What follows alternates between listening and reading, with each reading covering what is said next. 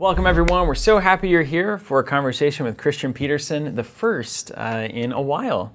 So Christian, it's great to have you. Thank you. And really, the great question that I have for you here is, what is your post-FFG A&A experience? How has that been? What have you been up to? Beaches, palm trees, Corona. Oh, you can't see that today, sorry. I pretty much immediately after retiring from Asmodee, started some old small projects that have been sitting in the back of my mind, having fun. One of the reasons that I wanted to leave was just to, pursue some small, exciting, creative, incubative, dreams that I have, and as one of those dreams become big and starts moving along, it starts carrying you more than you carry it, and so I've been lucky that I've been able to see a successful company grow and merge into Asmodee, and now I can go off and do some small stuff of my own. Is it freeing to be in that place, or is it kind of, do you still hold on to a piece of that, and it's kind of hard to let that go? Yeah, you can't not hold on to something, I think. It was probably the worst the first 6 months, because you still feel, partly responsible for, what happens after something that you've been accountable for 25 years. Yeah. But if you get busy enough with other stuff, you have to move on. You have to think about the future and the present, but the past has been wonderful. Yeah. Well, I know that Strange Stars is a thing that you're working on. So tell me about this. We heard about this a while back. I think you launched the website. I remember seeing it. Nicely done little website.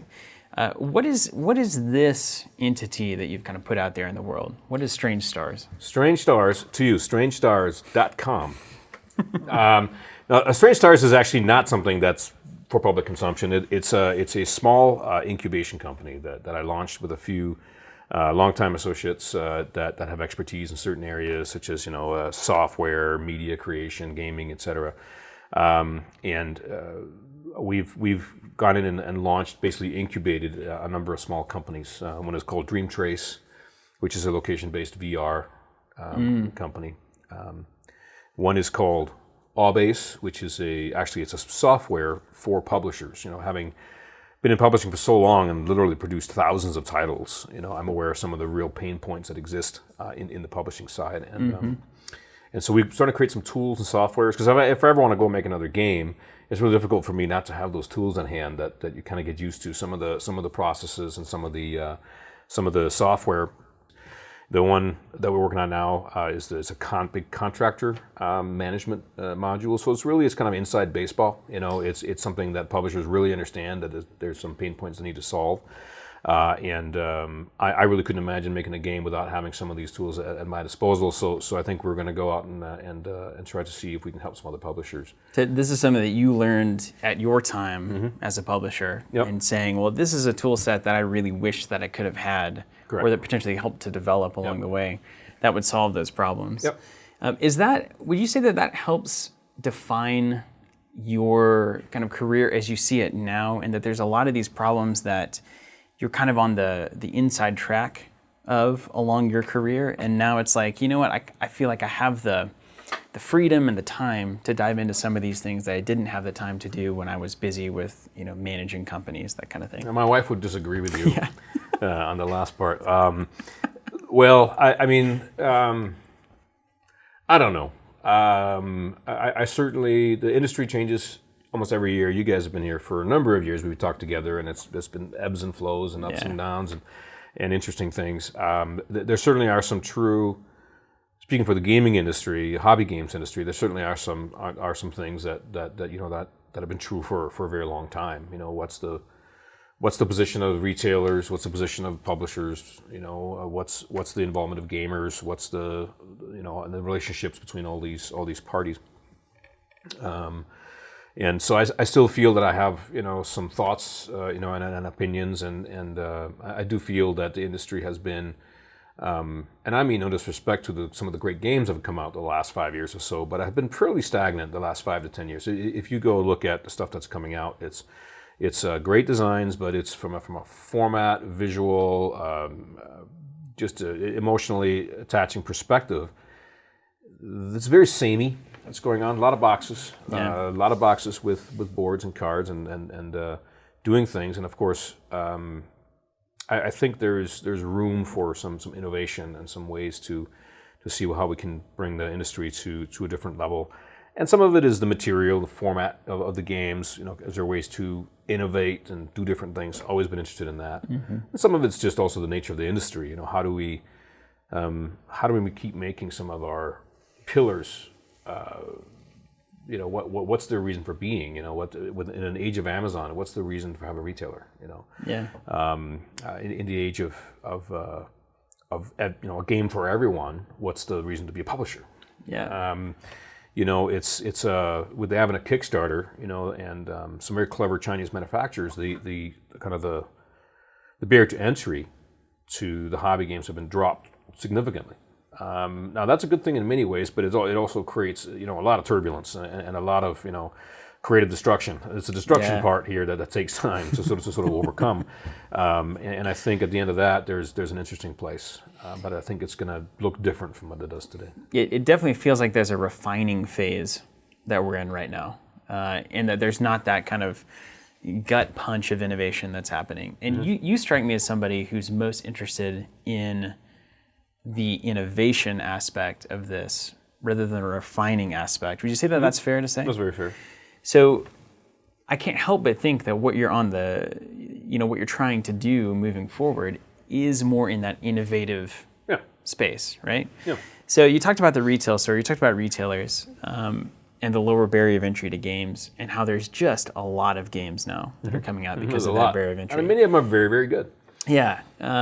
So what do you see as some of those problems that you wish more innovation was happening in?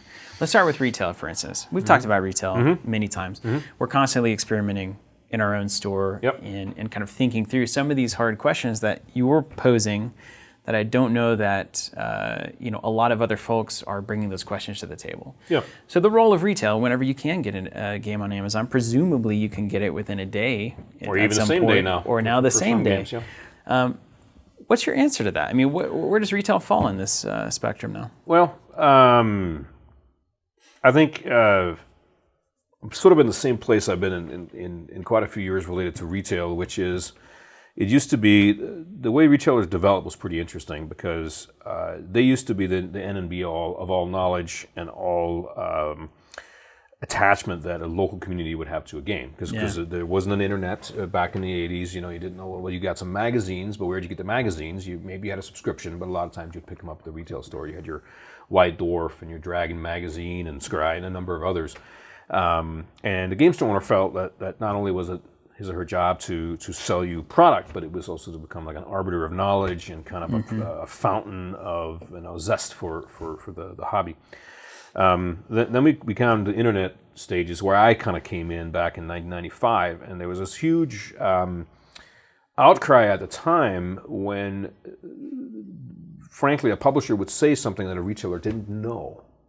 Right. They would announce something, or they would have some sort of a piece of information, and that was a big shift for the retailer because all suddenly they felt like people were coming in and asking them questions that they did not know, and it made them look bad. So they're more reactive at that point. Well, they were saying, they feel like something has been removed from me because I used to be the sage. I was a local wizard. We were the wizard's tower where people would come in, and that kind of sort of got blood away, and the retailers were, I think that there was some identity mismatch going on at that time, and ultimately there were talks about from the publishers that should embargo information to the public before it was given to the retailer, but information has this way of creeping out everywhere, and so wasn't really realistic, and so I think over time retailers understood that just having the product and being an information source, being the well, was no longer really sufficient to run the business. And then we got into the internet, the other side of the internet, which is, of course, is online sales. Yeah. Suddenly we had, there had been catalogs before, but there was always that barrier of convenience and length and duration of time and transaction of payments and all these things that were a problem with orders before. Retailers survived it, I think, and this is, to me, is important. They've survived it by starting to become community centers rather than arbiters of information or arbiters of transaction. And so they started putting in game areas. Some already had them. Some visionary people had them in the past, but they really began important. They realized that, oh my gosh, if I get people in the store, they're actually more likely to buy something here than online. If I can get them in and I can connect to them, then my store becomes a brand of community as opposed to a brand of he's the cool guy that knows about the next D&D module coming out. Yeah. And so I always felt retailers are hugely important because they foster communities, right? And I think that's something that's overlooked, and I always felt that publishers could probably get along just fine with just Kickstarter and Amazon and a few others, but then what do they lose?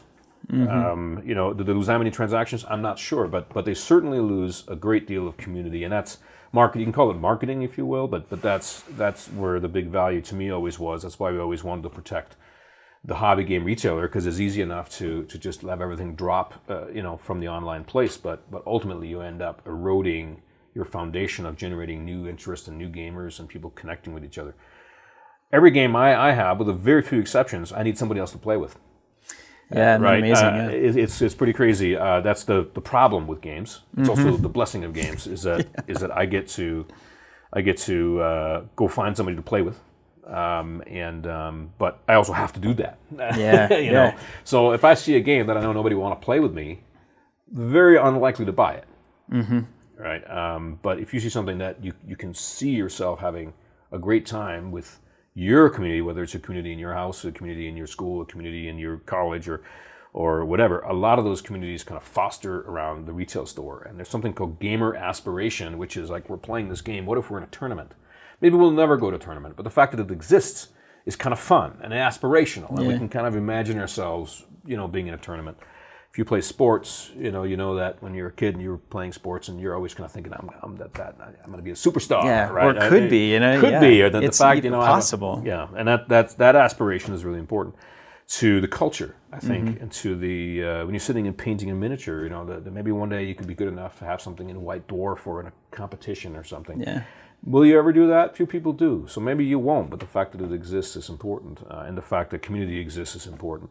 And I think that there will be some changes in the future, I think, that's going to have to figure out how to reconcile the value of community and the marketing and the kind of the culture that buys versus the cost of facilitating the transaction itself. How do you reconcile those two is going to be an important area, I think, going forward. I think, we've seen especially in trading card games, you more than anyone will be aware of this, that a lot of times the community being available is more important than the game itself, right? Like that you can go anywhere and presumably find somebody to play Magic the Gathering with, drives sales of Magic more than whether or not that new set was necessarily the best set ever made, right? Same thing with Pokemon and these long-standing games that kind of have a stranglehold, not ill-deserved, but they have a hold on retail stores because it is one game I know that I can find other people to play with. Right. Well, it's an aspiration too, right? You have certain sports that are really probably great and fun to play that are just not as popular or never reached that mass. And what you're going to find is if more kids probably gravitate towards the one that has more TV play and more fans because there's just more glory to be had. You feel more connected. You feel safer in a way because you're not going to be left standing alone on your hill with everybody else jumping over that other thing. So there, once games hit a certain threshold, they do have a certain inertia, that certain strength that is connects to that culture, that gamer glory, what gets people thinking about a game post playing. That's a connection to something. And but most successful games typically have like an at-home component. Whether it's I construct my deck, or I paint my miniature, or I design a campaign, or whatever, something that actually hooks you more personally into it simply than, that was fun playing, and now my mind is elsewhere. I mean, do you think that publishing is, you said the past 5 to 10 years, do you think it's at that place because it's so hard to crack into these long-established communities that, like, how do you, if you just play the numbers and play by the books, you can have a fairly successful release and move on to the next one versus trying to be the next Magic the Gathering or Warhammer 40K, right? You're never going to be the next Magic the Gathering because there wasn't one before, and there won't be one after. All the games that were big that way wasn't the next something. It was the new something. and they were able to present a game experience and a cultural experience in a really unique way and with great timing, and made good decisions along the way to keep the fire stoked, and ultimately have reached a certain mass that they deserve. But I mean, the things that you see that kind of upset those apple carts comes from places you usually don't realize, whether it's. I remember, Hearthstone, for example. That's a digital game. It also took a lot of physical players by storm. And I think it caused some worries among companies that only made physical card games, because here you had a game that was so compelling. And it's like, whoa, they didn't think that was possible that could be made in such a way. But innovation did it, and the things come from different directions. Nobody could really have imagined a Magic the Gathering before it came around, or how they evolved 40K, Warhammer 40K miniatures, or D&D when it first came around. D&D was just kind of this revelation. It's like, whoa, that's a very long-standing game, obviously.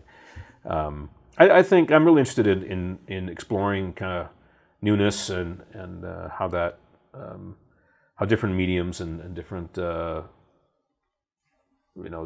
different tactile reactions and interactions with new and different kinds of materials, how it can evolve into play and fun and connection. Do you think so? If let's just say we subtract technology or digital features of a game, like with XCOM, for instance, where you have that app, I think that opens up a lot of pathways that you could go. But if you stick to traditionally physical components and physical games, right, kind of the traditional game, do you see a limitless potential for innovation there, or because it's physical components with a very kind of hard cap on what physical materials can do, that there's naturally going to be a wall where like physical only games can only get so far until it's all refining from then on?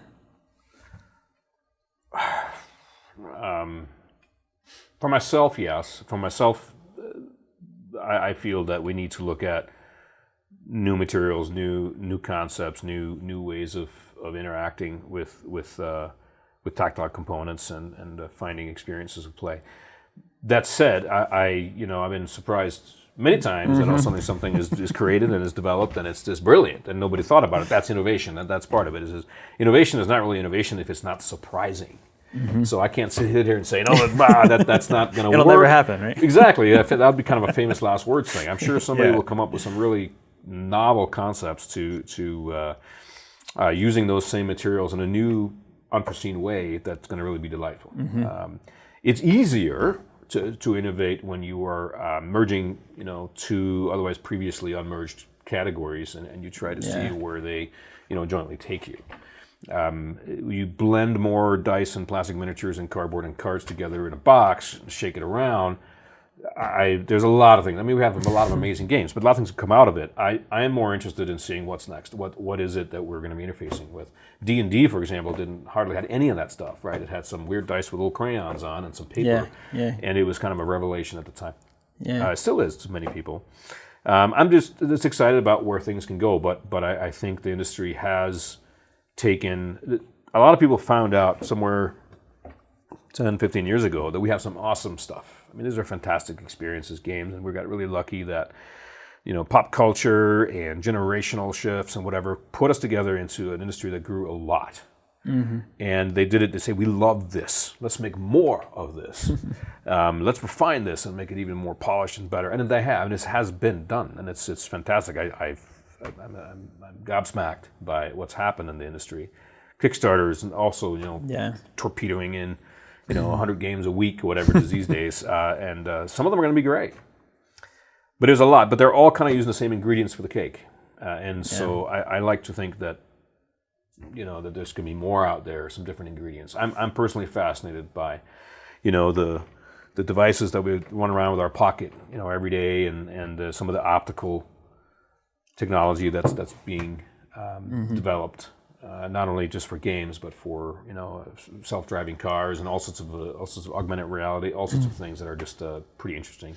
Do you have any concern that the integration of digital and device-driven type things, and even further, like you said, who knows where that goes, is there an essential soul of a tabletop game that can be lost in putting too much of that into it? Is there the physicality and the actual? Do you think it could exist in a virtual space? I think having a tactile component is important. I mean, obviously, a lot of people love games without any tactile components. It's an industry that's far, far, far greater, larger than our hobby industry. But there is something about sitting around a table physically. And seeing other people and having something tactile to interact with. I think that is an important aspect of it. I'm not concerned that putting in new materials into a product is going to cause any sort of a heresy of any kind. I just think we need to have fun and we need to push the envelope and something is compelling and people love it and it means something to them and it develops culture and community. That's great. It doesn't have to, whatever it is. And that excites me and interests me. I just think that there's some new cakes to be built out there and some new flavors to be had by doing some combination innovation. What that is, of course, is hard to say. What's going to be the thing that's going to be like, that's really novel and interesting, and I love it. I'm working on a few things, but I don't have anything to share today to tell you what I'm doing. Well, let me ask you then. Let me take you in a different direction as far as rather than talking about going forward, let's talk about what already exists, right? The catalog of games. I think from conversations even we've heard at GAMA already, there's almost it's a nervousness or an anxiety about the number of games that's coming out. Thousands and thousands and thousands of games. What do you do? In meantime, I think there's a lot of pressure for retailers especially to really only be supporting things that are currently in print being published and have expansions that are going to continue to create not only players in their store, but players that are going to buy things in their store. That's a common retailer problem. And yet we have a tremendous amount of games that have had a life cycle already that are ready to be played, ready to be discovered, that some people are still very much in love with. And I think there's a gap right now between where do these people fit in, right? The person who loves, for instance, let's say Imperial Assault, maybe not a great example, but a game that has potentially sunsetted, right? There's a full catalog is out there, and they want to keep playing Imperial Assault. How is it even imaginable for a store, for that to make sense for a store, having a community for Star Wars Imperial Assault if they can't sell the next expansion to those players? Right? I think this is a common retailer problem. Do you have any insight as to what that might look like? Well, this is kind of a cult of the new question. I don't know. Bubbles happen all the time. Yeah. I think there's probably more games being sold in the hobby than there ever has been. It is a shame a little that retailers maybe don't stock as much some of the things that are more considered classics. Yeah. Does it matter as long as people love what they're doing? If there's a sense that I'm becoming a shallow person because I'm not diving deep into a game, that's a problem for that person. Yeah. And I hope that person will try and immerse themselves in something more deeply and find enough friends and other players to do that. I don't have the answer to that. When I first started in the industry, there was a comic book bubble. Everybody was putting out new comic books like mad, right? There was a new #1 comic, being released 10, 20 times a day or a week. It ultimately cleared itself out. It is difficult to be a publisher because of the amount of titles. Because if you have a game that sells 5,000 copies and a game that sells 2,000 copies, the game that sells 5,000 copies is many, many, many, many times more profitable than the 2,000 copies. Yeah. The 2,000 copies, you're not making any money at all, simply due to all of the the effort, R&D costs, setup costs, fixed costs, whatever that goes into any one product. And so now from a publishing side, if you sell 10,000 games and there are 10 different games, that's not very profitable. In fact, you probably go out of business. If you sell 2 games, 5,000 each, that's much better. But now with all of these titles, there's this atomization happening, of demand, and there's so many things coming out, and so generally speaking, not only are the retail stores getting full, so is your shelf, so is your basement. So a lot of more stuff is being shoved off to the secondary market, and everybody is don't have the room for the classics, so the new comes in. And I mean, what do you do?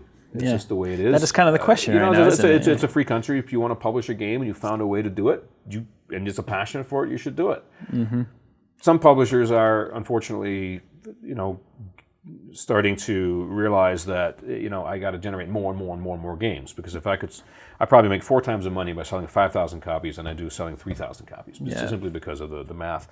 And so but now that they're losing those, they're saying, in order for me to stay alive, to feed my employees, to pay my rent, I got to make this money. So now I got to make 5 or 6 games. Yeah. So there's a little bit of a kind of a I don't know, herd mentality going on. You got to make more and more and more and more and more, because you're making less and less and less on each one. And so that kind of feeds itself. And you have some publishers saying, we're going to scale back. And that's also a good plan, but if they can't sell any more of the ones they're scaling back to, then they're also scaling themselves out of business. So I don't have an answer to any of that.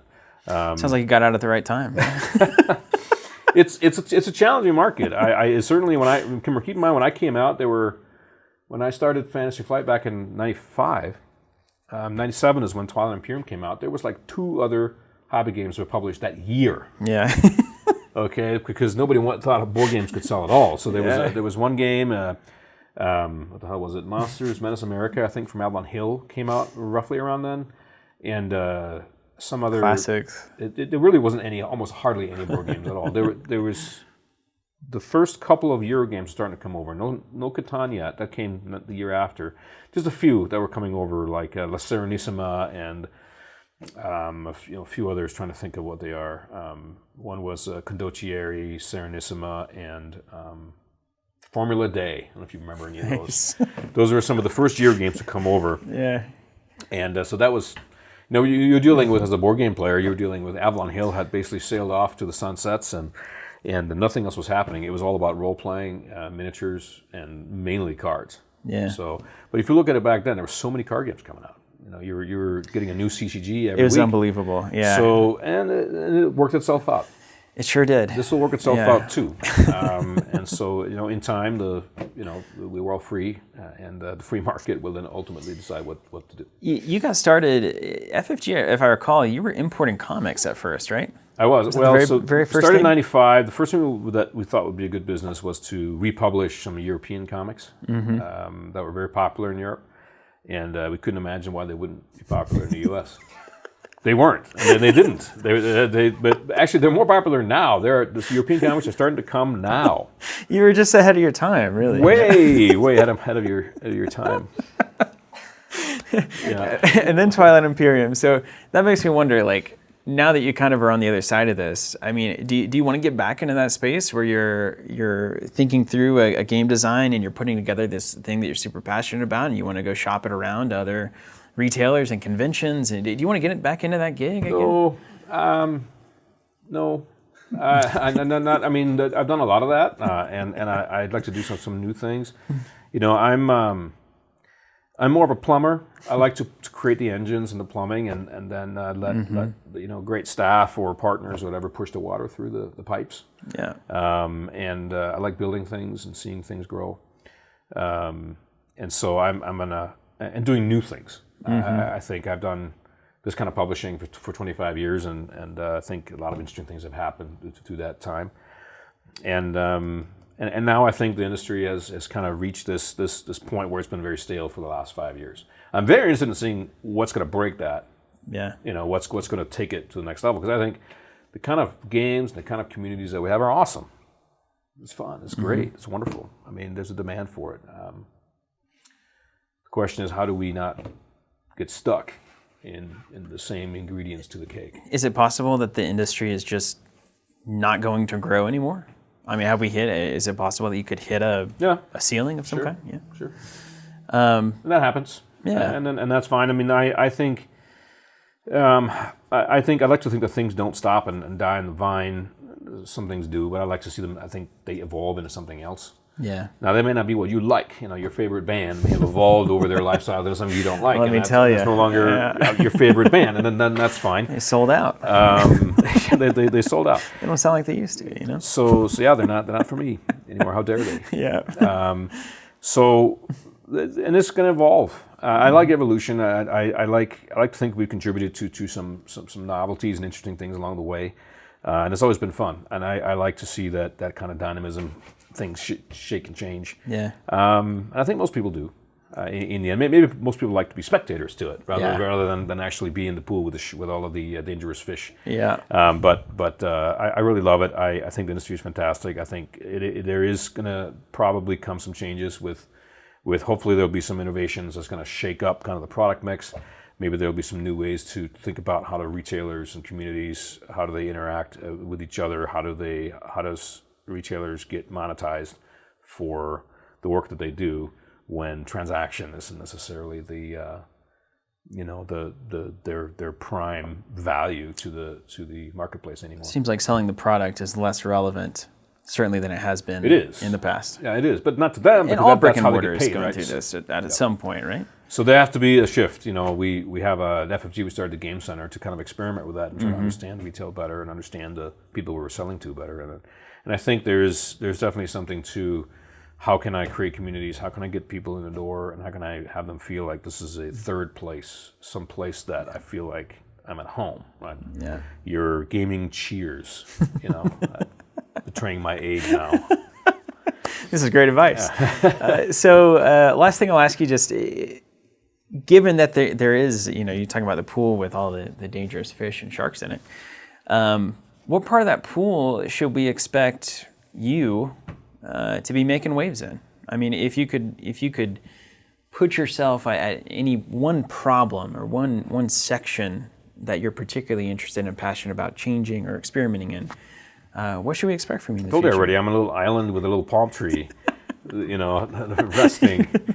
I mean, it depends on what the pool is. We have with Strange Stars, we have 4 different investments: one in VR, one in games, and that company is probably the one that's furthest behind all the others, simply because we are taking our time to figure out how to do some innovation and how to do something that's never been done before, ideally. We have a company that services the game industry with Aubase, and then we have Artiforge, which actually is a digital printer, and I'm pretty excited about what digital printing is going to be able to bring us. Yes. Personalized printing, I think, is a very interesting part of what could be a new innovative ingredient. And so, but we're with those 4 businesses, we have a 5th one starting as well. We're pretty darn busy, and I don't think any of them really fit in that pool you're talking about. A lot of irons in the fire here. Yeah. No. You're not known for that. No, it's fun. It's fun. Great. Well, I also understand, I guess, I understand that you are pursuing aviation as well. Is that true? I'm trying to get my pilot's license. Tell me, I mean, I just want to know, how is that? I mean, it's awesome. Have you always wanted to do that? Yeah. Has that always been a thing of yours? Yeah. So now you're doing test flights and training flights and whatnot? Yep. Is it as good as you thought it would be? It's harder. Yeah. I thought it would be, man, it's like it's back in college. It's hard. It's hard. It's also hard when you can't focus on it because you're doing other things. You have kids, family, so it's one of those things. I mean, if you're going to learn how to fly, do it when you're young. That's probably pretty good advice. But it's a lot of fun. I love it. Awesome. It's a good challenge. Well, thanks so much, Christian. I appreciate you catching up with us. Thank you. Christian Petersen, thank you guys so very much for watching, and keep an eye on what this guy is going to be doing in the future. I'm sure it's going to be quite interesting. Until then, keep playing.